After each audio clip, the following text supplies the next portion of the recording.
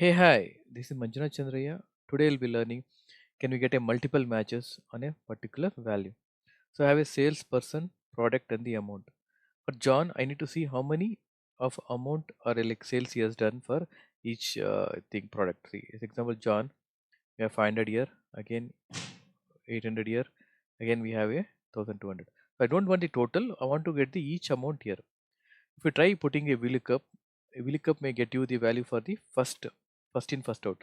So whichever it matches the first criteria, it will give you the value that will be a 500 here.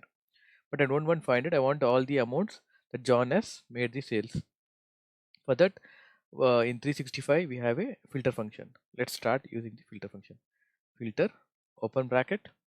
So we need to get the amount. So I'm going to select the C column, enter column, comma. So John is in the column A, right? Column A as the salesperson. So I'm going to select the entire salesperson here equal under this A column. What we are trying to check is John. So I'm going to select this John, close the bracket, hit enter. So now you can see it has picked all the three amounts. If you filter it for John here, so John has three values that has picking it here. So let's clear the filters. But say I want to add Sarah also here. If I copy the formula down, then I'll get a calculation formula error. Let to undo this. So what we can do, I want the values not in the vertical, let me get it in the horizontal. To get horizontal, just double click on this formula, type transpose, open bracket, and close the bracket again at the end, hit enter.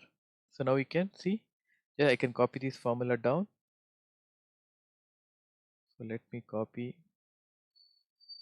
Okay, so I was typed wrongly spelling. So now we can see Sarah. Say example, let me change it to Sarah here. So now you can see again it picked the values here.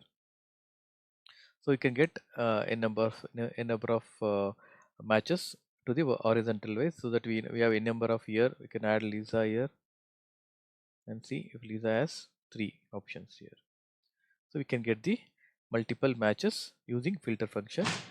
I hope this function was helpful. Do let me know for any other function in the comments. I'll try to do the video in future. And thank you for your time. Happy learning.